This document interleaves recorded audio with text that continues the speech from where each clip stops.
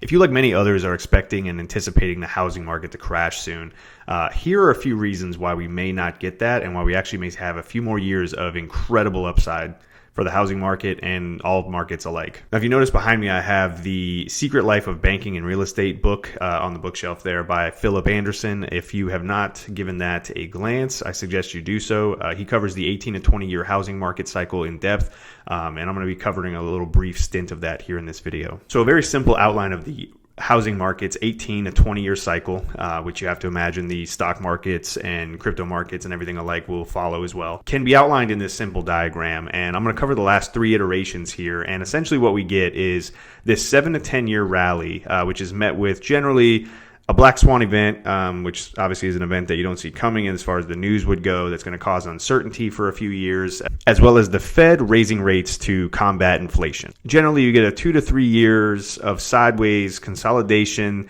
filled with plenty of uncertainty, and we tend to end in the same position right before a last major rally to the upside that lasts a few years.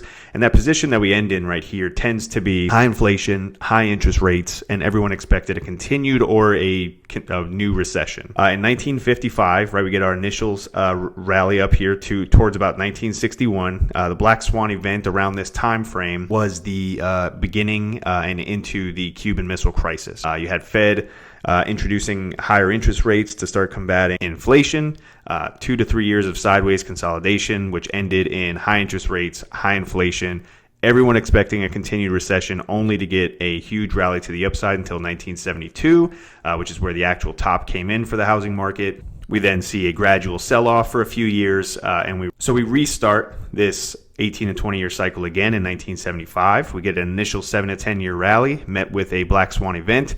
At the time, around this would be around the Gulf War time frame. 2 to 3 years of sideways action. Interest rates were rising. We end with high interest rates, high inflation. Everyone expects a continued recession, only to get a huge leg up into 1989, where the housing market actually topped once again. You see this steady decline over a few years, and we restart once again. So mind you, these are 18 to 20 year iterations based on an average, right? So it's not going to be exact, but it gives you a pretty good outline, right? And once again, these are big macro time frames. So we top in the market around 1989. It's gradual decline once again. We restart this rally in 1993. So for most of us, these next 2 iterations should be pretty fresh. So 1993, we restart 7 to 10 year rally, come to 2001, right? Our black swan event, 9/11. Okay. We get 2 to 3 years of sideways consolidation and uncertainty, right? We have 2003 right here, essentially, where you have high inflation, high interest rates. Everyone expects a continued recession. And yet again, you receive a 4 year to 5 year impulse to the upside, right?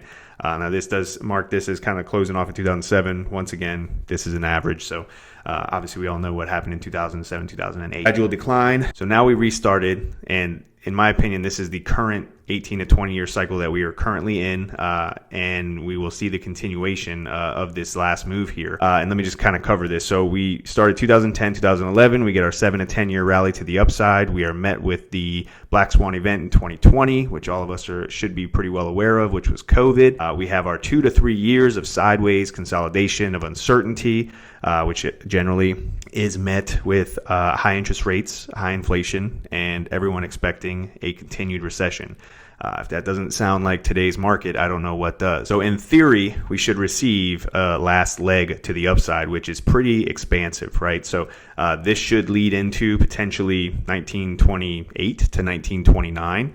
Either way, into that end of this decade, which is potentially another 6 years down the road, that we may see housing, prices, whether they increase exponentially or they at least just stay the same and continue to grow, right? So it might not, double and triple from here, but they may still just increase in value. Who knows? But I do anticipate that the markets will continue to rally higher. We are going to come out of this area that we are currently in, the uncertainty, and that potentially puts us into 2027 to 2029 before the housing market actually does top out. And one thing I'd like to point out about that time frame is that would be the 100-year cyclical anniversary of the Great Depression. So if things were going to quote unquote hit the fan. I anticipate it to be around somewhere in that time frame. Obviously yet to be seen, and this is just my opinion. But I did want to point out this very simple outline here. Like I said, it's not to be taken as exact as far as being like if we restarted, the cycle in 2010, it's going to be exactly 18 years. This is an 18 to 20 year average, right? So really big time frames.